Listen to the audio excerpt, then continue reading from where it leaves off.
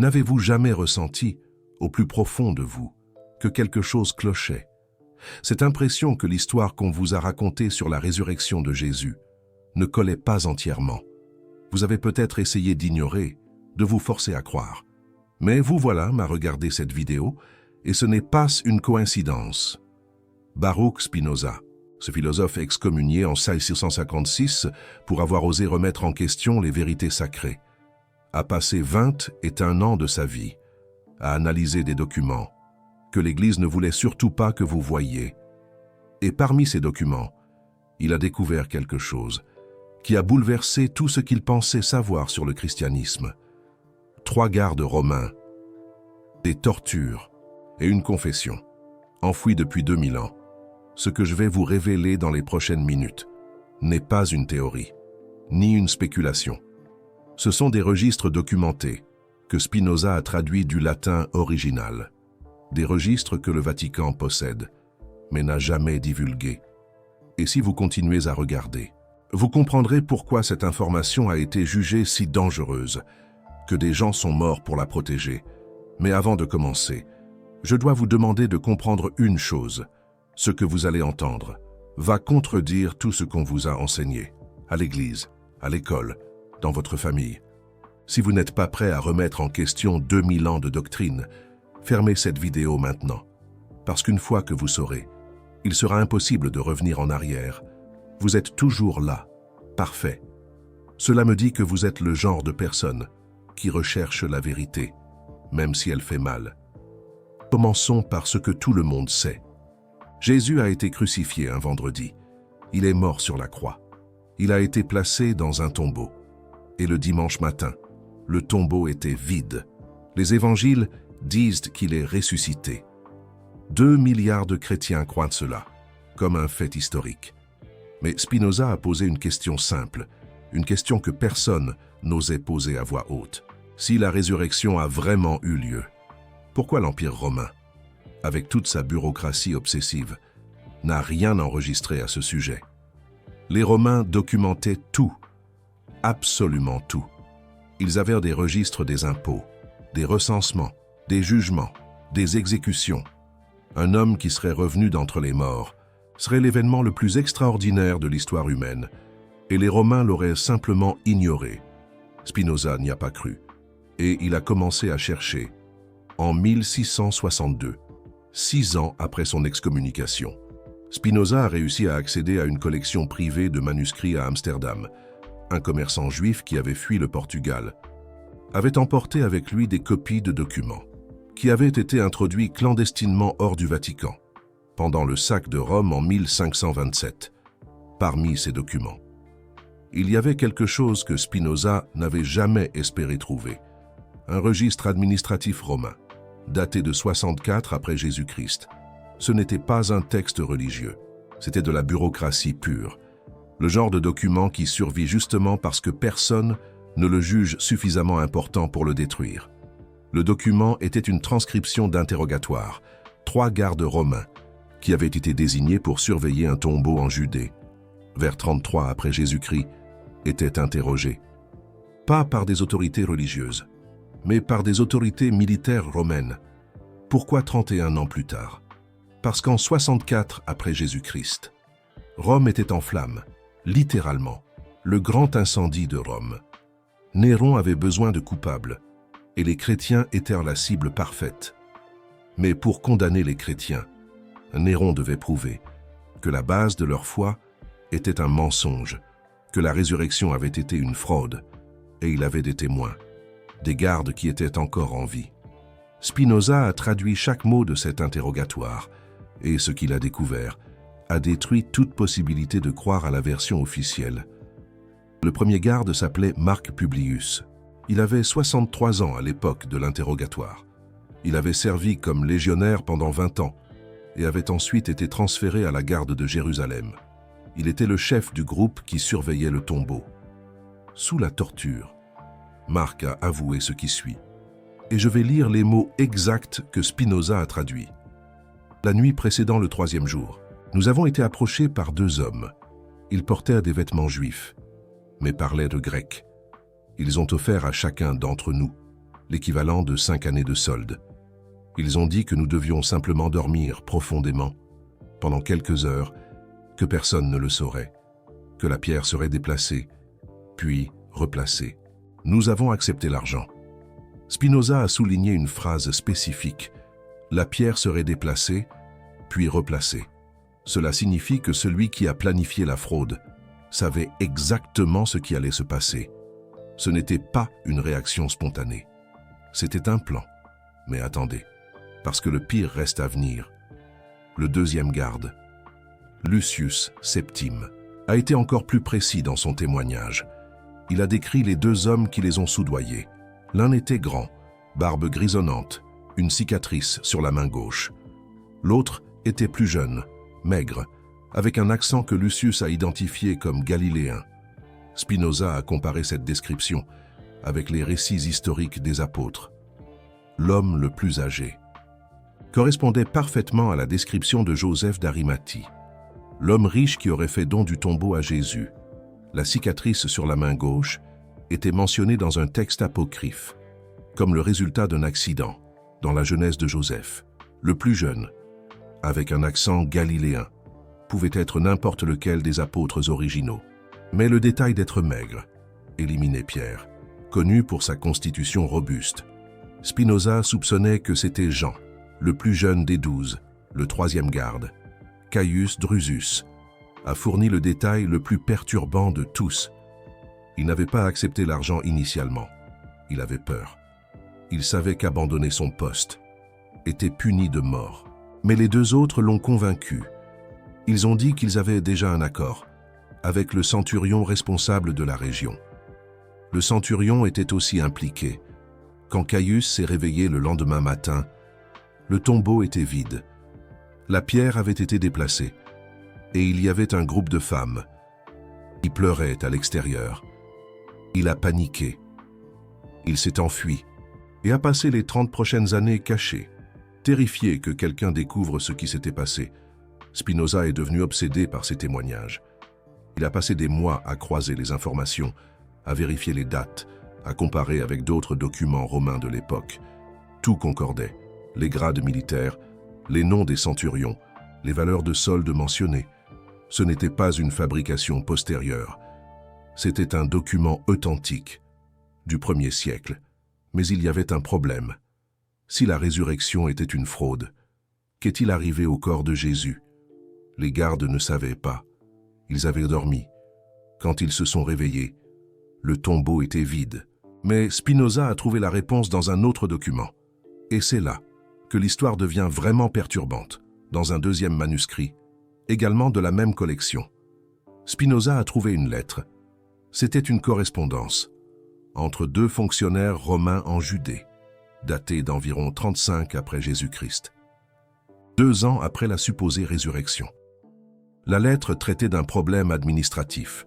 Un corps avait été déplacé d'un tombeau privé vers une fosse commune sans l'autorisation nécessaire. Le fonctionnaire qui avait écrit la lettre était inquiet, parce que la famille du défunt était influente et pouvait causer des problèmes. Le nom du mort n'était pas mentionné directement. Les Romains utilisaient un système d'identification numérique pour leur registre, mais la date de la mort correspondait exactement. L'emplacement du tombeau original correspondait. Et, le plus révélateur, la lettre mentionnait que le corps portait des blessures compatibles avec une crucifixion. Baruch Spinoza en conclut l'évidence. Le corps de Jésus avait été déplacé par les Romains eux-mêmes, pas pour des raisons religieuses, pour des raisons purement bureaucratiques. Le tombeau de Joseph d'Arimathie était une propriété privée temporairement cédée. Après une période standard, les corps non réclamés étaient transférés vers des fosses communes. Une procédure standard froide et impersonnelle. Jésus n'est pas ressuscité. Son corps a été déplacé vers une fosse commune et oublié. Voilà la vérité cachée. La résurrection fut une histoire inventée par les disciples pour expliquer le tombeau vide. Et quand l'histoire commença à se répandre, il était trop tard pour la corriger.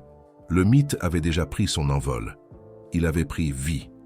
Vous vous demandez peut-être, pourquoi l'Église n'a-t-elle pas simplement détruit ces documents? Une question légitime. Baruch Spinoza se posa la même question et trouva la réponse. Une réponse glaçante. Le Vatican connaissait ces documents depuis au moins le IVe siècle, quand Constantin unifia le christianisme comme religion officielle de l'Empire. Il ordonna une inspection complète de toutes les archives romaines, à la recherche de registres concernant Jésus. Une véritable chasse aux sorcières de l'information. Ces documents furent trouvés, et ils furent préservés, pas détruits. Un choix étrange. Pourquoi? Pourquoi conserver ce qui pourrait ruiner toute une religion? Parce que détruire des documents crée la suspicion. Si quelqu'un découvre que des registres existaient et ont été détruits, la question évidente est, que cachait-il? Quel secret voulait-il enterrer?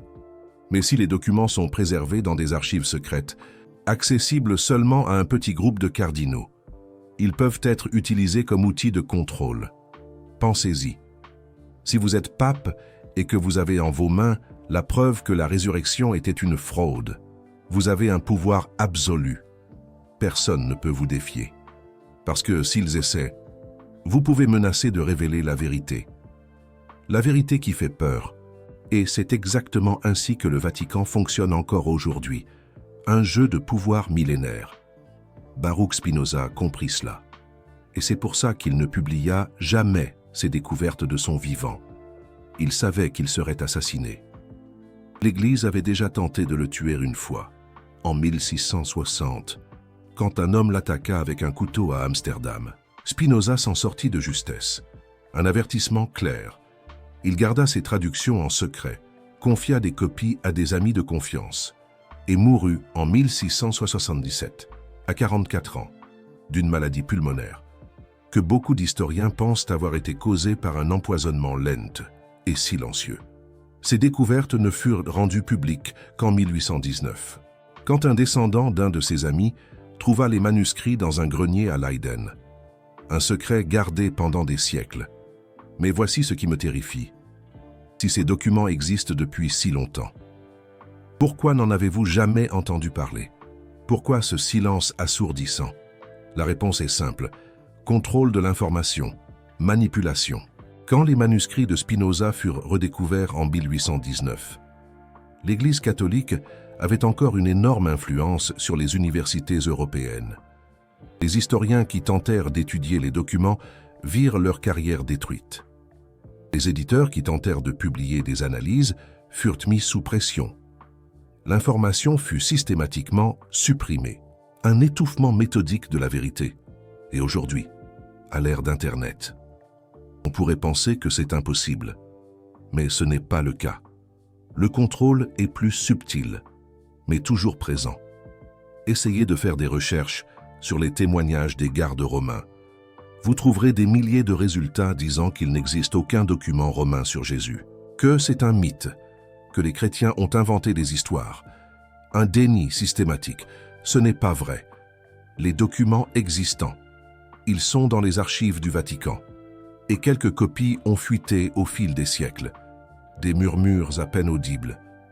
Mais la version que vous trouverez sur Internet, c'est la version contrôlée. La version qui dit qu'il n'y a aucune preuve. La version qui protège la narrative officielle. Le grand mensonge perpétué. Baruch Spinoza savait que ça arriverait. Dans une de ses lettres, il écrivit « La vérité sur la résurrection sera supprimée, tant qu'il y aura des gens qui profitent du mensonge. Et le profit n'est pas seulement financier, c'est le profit du pouvoir, le profit du contrôle sur des milliards d'esprits, la plus grande conspiration de tous les temps. Et ici, nous arrivons au point le plus important de cette vidéo.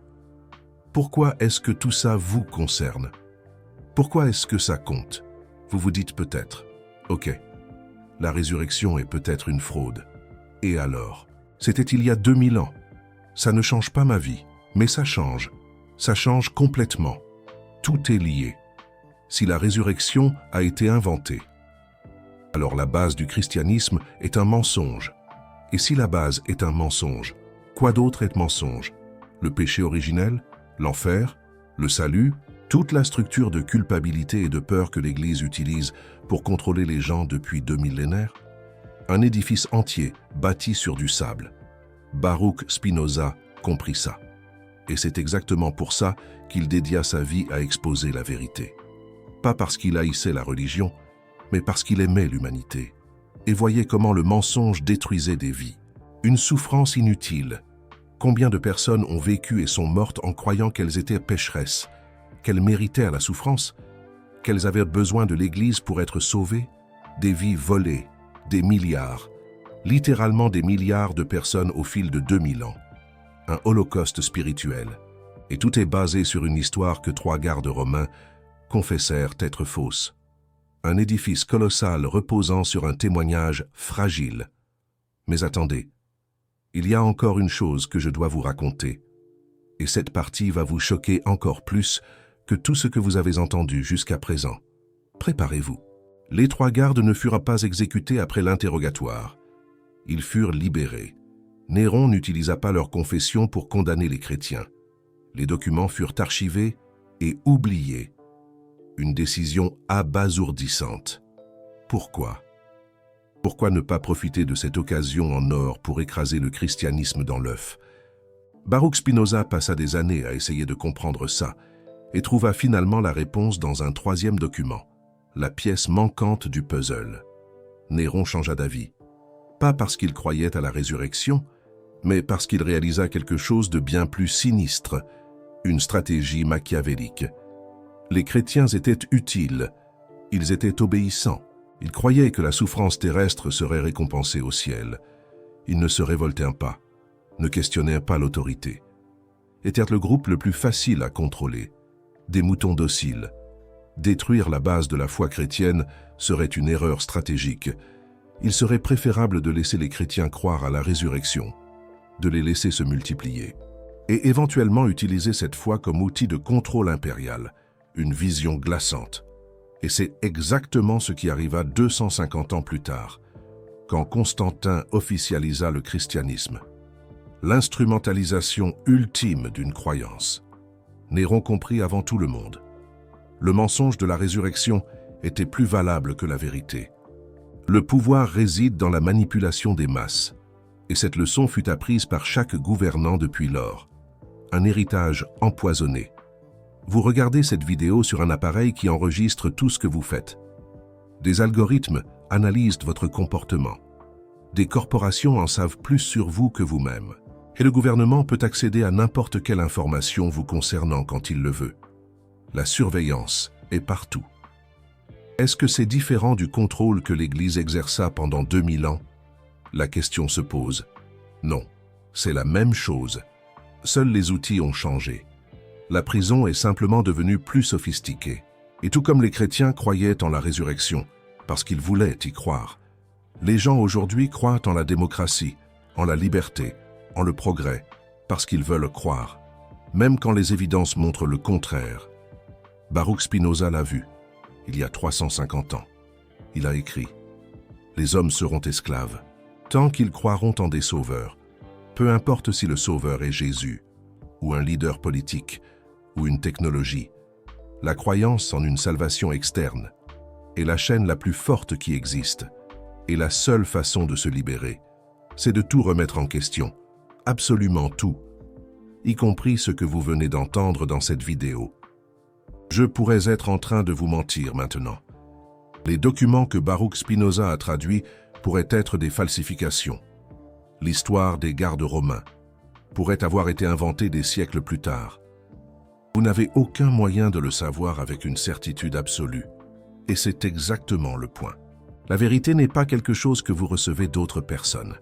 La vérité est quelque chose que vous construisez à travers le questionnement constant. Baruch Spinoza ne voulait pas que les gens croient en lui. Il voulait que les gens apprennent à penser par eux-mêmes. Si vous sortez de cette vidéo en croyant aveuglement que la résurrection était une fraude, vous n'avez rien appris. Vous avez simplement troqué une croyance contre une autre. Mais si vous sortez de cette vidéo avec plus de questions que de réponses, si vous êtes disposé à enquêter par vous-même, si vous avez compris que la vérité exige un travail constant, alors vous avez commencé à vous libérer. Et c'est tout ce que Baruch Spinoza voulait. Maintenant, avant de terminer, j'ai besoin de vous faire une demande. Vous venez de passer les dernières minutes à découvrir des informations, que la plupart des gens ne vont jamais entendre. Des informations qui ont été supprimées pendant des siècles. Des informations qui ont coûté à Baruch Spinoza sa communauté, sa sécurité et possiblement sa vie. Ce type de contenu n'existe nulle part ailleurs. Il ne va pas apparaître à la télévision. Il ne va pas être enseigné dans les écoles. Et les algorithmes de YouTube vont faire tout leur possible pour cacher cette vidéo. La seule façon de continuer à apporter ces révélations, c'est avec le soutien de personnes comme vous. Des personnes qui valorisent la vérité, plus que le confort. Si cette vidéo a changé quelque chose en vous, considérez cliquer sur le cœur doré là en bas. Le Super Thanks n'est pas seulement un soutien financier, c'est un message. C'est vous qui dites que la vérité importe, qu'il existe des personnes disposées à soutenir ceux qui osent questionner l'inquestionnable. Chaque contribution permet que je continue à faire des recherches, à traduire, à révéler. Vous n'êtes pas seulement un spectateur, vous devenez partie de quelque chose de plus grand, un mouvement de personnes qui se refusent à accepter les versions officielles sans questionner. Baruch Spinoza est mort seul et excommunié, mais ses idées ont survécu parce que certaines personnes ont eu le courage de les préserver. Vous pouvez faire partie de cette chaîne. Le choix est vôtre, mais avant que vous ne partiez, j'ai besoin de vous raconter encore une chose que Baruch Spinoza a découverte, qui va connecter tout ce que vous avez entendu jusqu'à présent. Vous vous souvenez que j'ai mentionné que les 3 gardes avaient été libérés après l'interrogatoire, que Néron a décidé de ne pas utiliser leur confession. Eh bien, ce qui est arrivé à ces 3 hommes ensuite est une histoire à part entière. Marc Publius, le leader du groupe, a disparu des registres romains après 64 après Jésus-Christ. Baruch Spinoza croyait qu'il avait fui vers l'Égypte, où une communauté de vétérans romains vivait dans un relatif anonymat. Lucius Septime a eu un destin différent. Il s'est converti au christianisme. Oui, vous avez bien entendu, l'homme qui a confessé avoir accepté un pot de vin pour permettre la fraude de la résurrection est devenu chrétien. Et ce n'est pas une contradiction, c'est de la psychologie humaine. Baruch Spinoza a analysé ce phénomène en détail. Quand une personne participe à un mensonge qui devient plus grand qu'elle, cette personne a 2 choix, où elle expose le mensonge et affronte les conséquences, où elle embrasse le mensonge comme vérité et vit comme si elle n'avait jamais rien su. Lucius a choisi la 2e option, et il n'était pas seul. Baruch Spinoza a trouvé des preuves que plusieurs des premiers chrétiens savaient que la résurrection avait été mise en scène. Mais ils ont choisi d'y croire, malgré tout. Pourquoi? Parce que le message était plus important que les faits. Jésus avait enseigné des choses révolutionnaires. Amour du prochain, égalité entre riches et pauvres. Ces idées étaient trop puissantes pour être abandonnées, juste parce que le miracle final était faux. Alors, les premiers chrétiens ont fait un choix conscient. Ils ont décidé que la résurrection serait vraie, même en sachant que ce ne l'était pas. C'est parce que sans la résurrection, tout le reste s'écroulait. Et ce choix a été transmis de génération en génération, jusqu'à ce que personne ne se souvienne que ça avait été un choix. C'est devenu une vérité absolue. Ça vous rappelle quelque chose? Combien de choses dans votre vie acceptez-vous comme vérité, juste parce qu'elles ont été transmises par des générations? Combien de croyances n'avez-vous jamais remises en question parce que tout le monde autour de vous croit en elles? Baruch Spinoza disait que la plupart des gens vivent dans une prison de croyances héritées, des croyances qui n'ont jamais été examinées, des croyances qui ont été acceptées par convenance, pas par évidence. Car la résurrection est seulement l'exemple le plus évident. Mais il en existe des milliers d'autres. Le concept de nation, par exemple. L'idée que vous appartenez à un pays spécifique et que vous devez loyauté à ce pays. Ce n'est pas naturel. C'est une invention historique. Des personnes ont vécu pendant des millénaires sans ce concept. Mais aujourd'hui, des personnes tuent et meurent pour lui. Le concept d'argent, des morceaux de papier ou des numéros sur un écran qui déterminent qui mange et qui meurt de faim. Il n'existe rien d'intrinsèquement valable dans l'argent. C'est une fiction collective, mais une fiction si puissante qu'elle contrôle pratiquement toute l'activité humaine. Le concept de temps, la division en heures, minutes, secondes, cela n'existe pas dans la nature. Ça a été inventé. Et maintenant, ça esclavagise des milliards de personnes qui vivent en regardant des montres. Baruch Spinoza voyait toutes ces fictions comme des chaînes qui maintenaient l'humanité, sans prisonnière de systèmes de contrôle. Et la résurrection était la chaîne la plus ancienne et la plus forte de toutes. Mais il voyait aussi une issue, et c'est la partie la plus importante de tout ce que je vais vous raconter aujourd'hui. La sortie n'est pas de détruire les fictions, c'est impossible. Les fictions collectives sont trop résistantes. La sortie est de reconnaître que ce sont des fictions, et à partir de cette reconnaissance, de choisir consciemment. Quelle fiction vous voulez vivre? C'est ça, la liberté.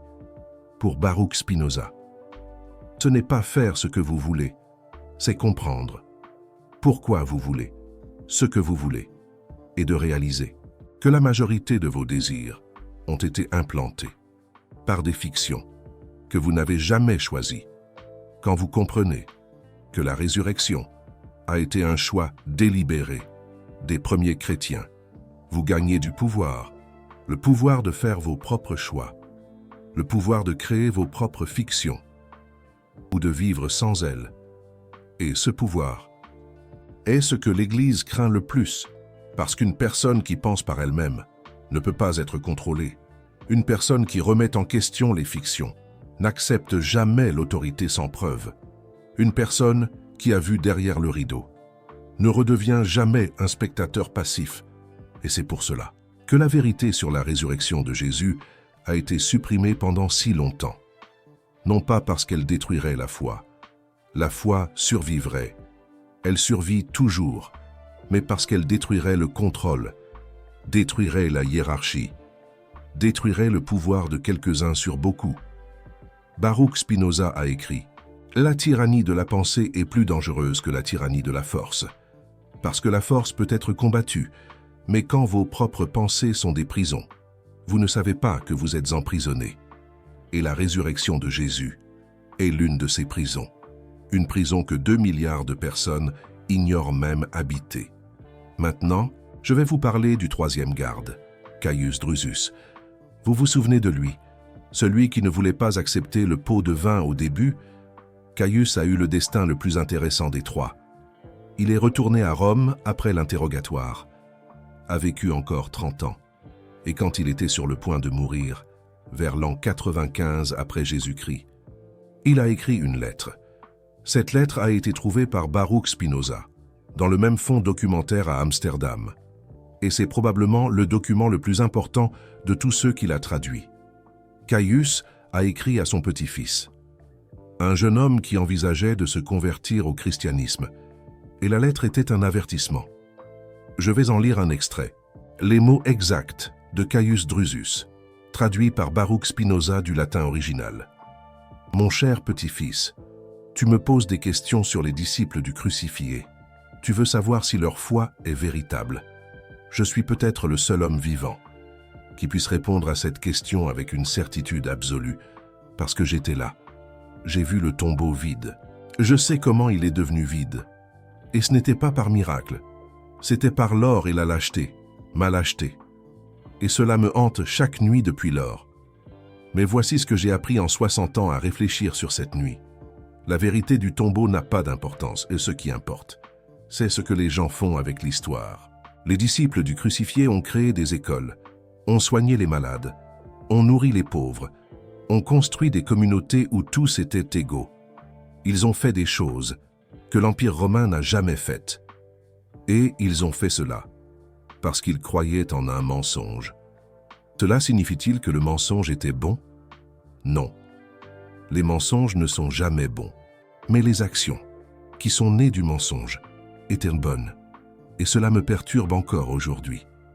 Si j'avais dit la vérité à l'époque, les disciples se seraient dispersés. Les écoles n'auraient pas existé. Les malades n'auraient pas été soignés. Les pauvres seraient restés abandonnés. Le mensonge a-t-il créé plus de bien que la vérité n'en aurait créé? Je ne sais pas, et je mourrai sans le savoir.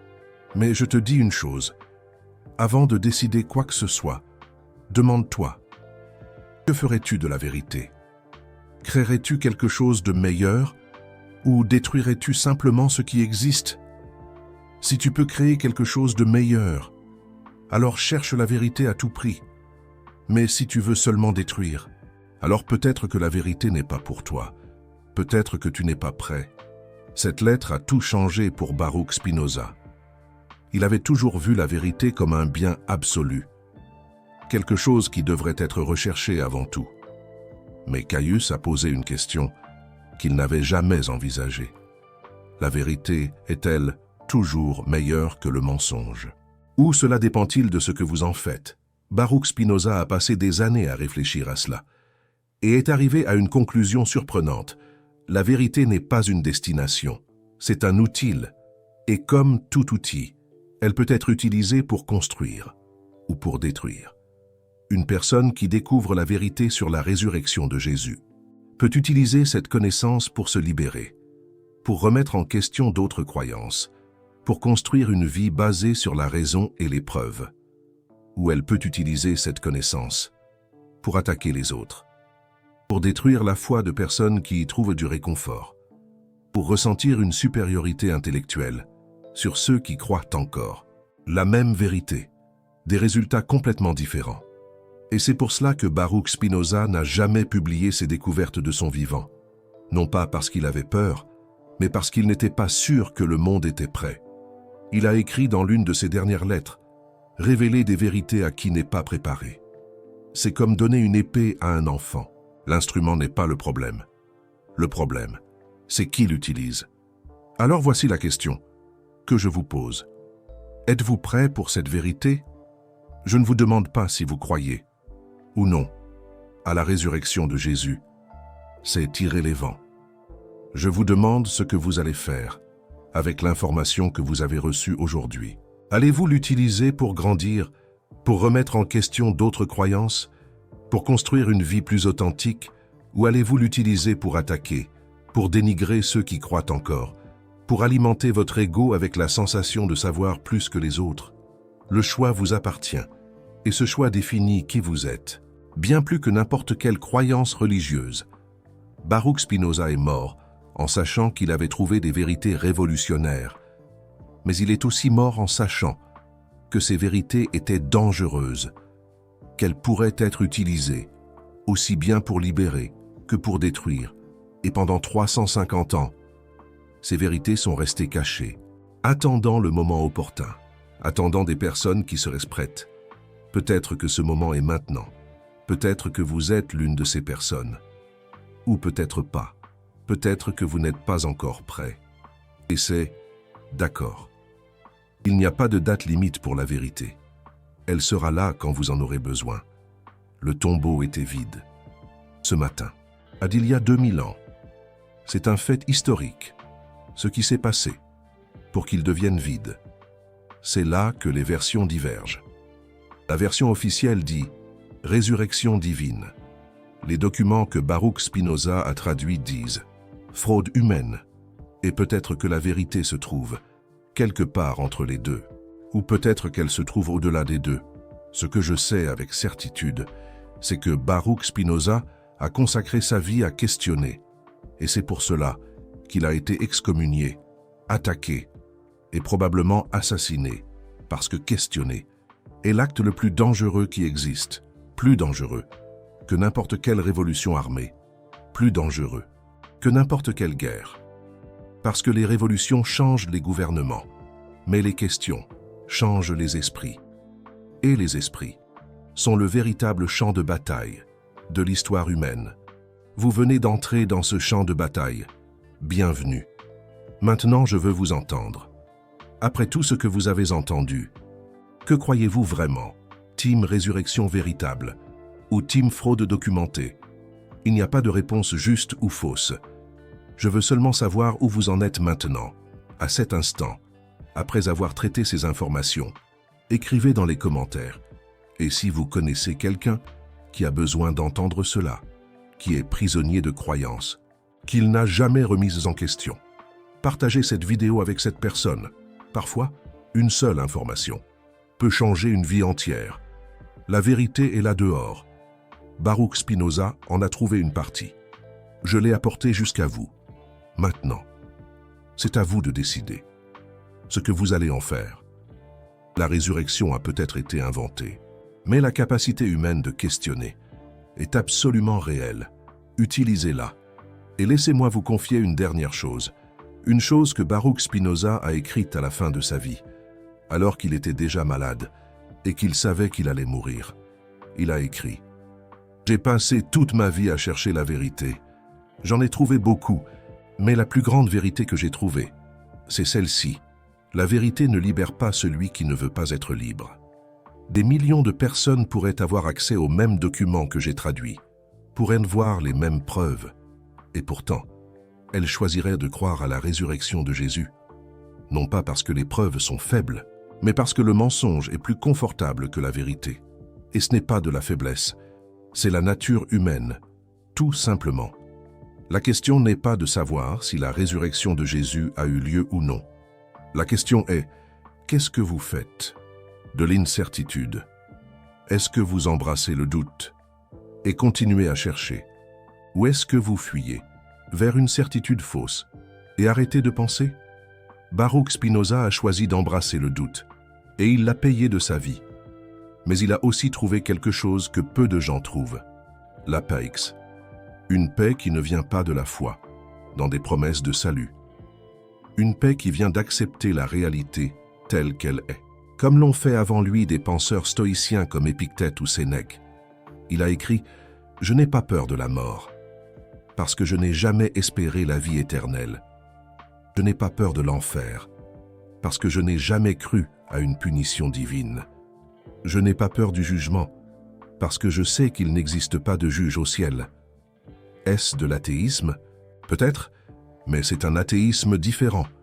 Un athéisme qui ne nie pas Dieu. Il nie seulement la version de Dieu qui a été créée pour contrôler les gens. Baruch Spinoza croyait en quelque chose de plus grande. Il appelait cela Deus sive natura, Dieu ou nature. L'idée que Dieu n'est pas un être séparé de l'univers, mais l'univers lui-même, que tout ce qui existe est une manifestation de quelque chose de divin. Dans cette vision, la résurrection de Jésus n'a pas d'importance, parce que la vie éternelle existe déjà, pas comme une promesse de paradis après la mort, mais comme la certitude que l'énergie qui nous compose ne disparaît jamais. Elle se transforme simplement. Vous n'avez pas besoin d'un tombeau vide pour croire en cela. Vous avez juste besoin de regarder la nature, voir comment tout meurt et renaît sous des formes différentes, voir comment la matière se recycle infiniment, voir comment la vie persiste, malgré tout. C'était la religion de Baruch Spinoza, une religion sans église, sans prêtre, sans dogme. Une religion basée sur l'observation et la raison. Une religion que n'importe qui peut pratiquer, n'importe où, n'importe quand, comme un hymne à la raison à la manière des Lumières françaises. Et c'est peut-être pour cela que l'Église l'a tant haï, parce qu'il a montré que vous n'avez pas besoin d'elle, que la connexion avec le divin ne passe pas par des intermédiaires, que la vérité est disponible pour ceux qui ont le courage de chercher. Les 3 gardes romains sont morts il y a presque 2000 ans. Leurs confessions sont restées enfouies pendant des siècles. Baruch Spinoza les a trouvées, traduites et gardées secrètes. Maintenant, vous savez ce qu'il savait. La question est, qu'allez-vous faire de cela? Allez-vous laisser cette information mourir avec vous ou allez-vous la transmettre à quelqu'un qui est peut-être prêt à l'entendre? La vérité se répand de bouche à oreille, de cerveau à cerveau, de génération en génération, et chaque personne qui l'entend a la chance de réveiller quelqu'un d'autre. Baruch Spinoza a fait sa part. J'ai fait la mienne. Maintenant, c'est à vous. Le tombeau était vide. C'est certain. La raison pour laquelle il était vide est la question à laquelle chacun doit répondre par soi-même. Mais rappelez-vous, la capacité de se questionner est le plus grand cadeau que nous ayons en tant qu'êtres humains. Ne la gaspillez pas. En acceptant des réponses toutes faites, questionnez toujours tout, y compris vous-même. C'est ainsi que Baruch Spinoza a vécu. Et c'est ainsi qu'il voudrait que vous viviez aussi.